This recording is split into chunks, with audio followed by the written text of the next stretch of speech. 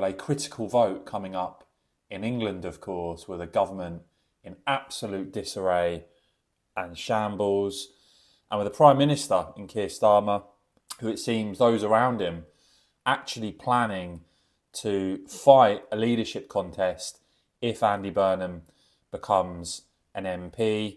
In a scenario where there is a leadership contest, it may be that your decision to stand or not determines whether there actually is a contest. And in that scenario, you deciding to run makes you the author of chaos, doesn't it? Chris, there's a strange way of analysing this. A contest only arises if somebody gets 81 MPs to back them and says, I am now going to challenge. So, and then you deciding that you're going to take them on. Because if at that point you folded, then there wouldn't be a contest, and maybe the absence of a contest is in the interest of the country to avoid chaos. Well, Chris, we have invested heavily in defence, we have stabilised the economy, and we have invested heavily in our public services, and we're seeing the yields of that in the NHS.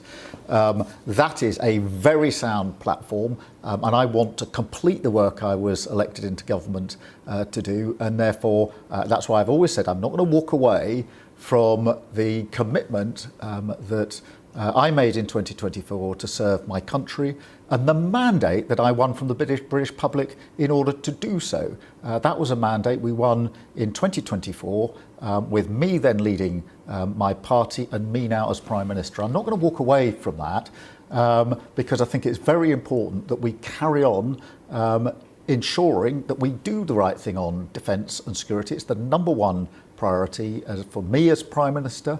That we carry on doing what we're doing to stabilise the economy, and that requires us to do the work with other international partners on Ukraine and the Straits of Hormuz, where we are seen as a leading country across the world, particularly in Europe, and it requires us to do what I fundamentally believe in, which is investing in our public services. And you will lead Labour into the next general election? Well, that's what I want to do. Now, when it comes to Andy Burnham, clearly some are having doubts.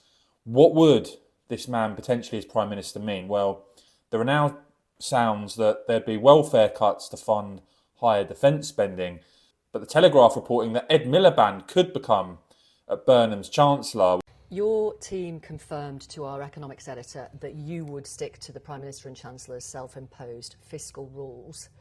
Can you remind us what the fiscal rules are? I'm not going to go through a discussion like an exam on the fiscal rules. I know what the fiscal rules are.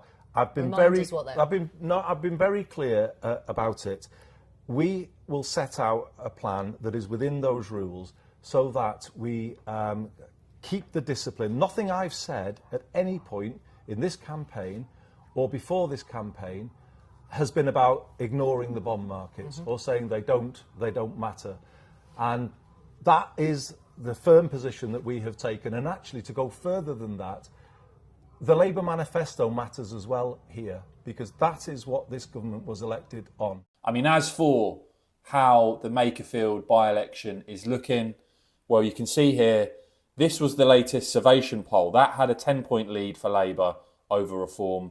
What you've just seen now is this, from More in Common, Luke Trill, reporting there, Burnham on track for a Makerfield win thanks to Restore Britain. And you see Patrick Maguire there with the numbers, Burnham 45, Reform 40, Restore 8%, and that 13% of Makerfield voters are still undecided. Now, when you look at the actual favourability at ratings, you can see here 44% having a favourable view of Andy Burnham compared to just 13% having a favourable view of Keir Starmer. So a huge difference there. You can see in terms of issues, 43% saying the economy and the cost of living, most important, 35% immigration and asylum, 29% the health service. And Luke Trill there for More in Common, speaking to the Times, saying Andy Burnham appears to have the advantage entering the final week of the Makerfield by-election, but with Reform only 5 points behind and more than 1 in 10 voters still undecided, the last few days could prove pivotal, and that what seems clear is that if Burnham pulls this off, he will have his personal vote to thank. And very clearly, Keir Starmer, deeply unpopular, as we know. And just to follow up, another poll reported on here by The Independent at Restore Britain set to sweep Burnham to victory in Makerfield. And you see the Greater Manchester Mayor, Andy Burnham, on 46%, with Reform on 41% and Restore Britain 7%. That was conducted by Opinium. So yeah, more evidence there of a vote on an absolute knife edge. Please do let me know your thoughts though on that in the comments below. Please do whack this video a quick thumbs up, I'd really appreciate it. And of course, as ever, cheers for watching.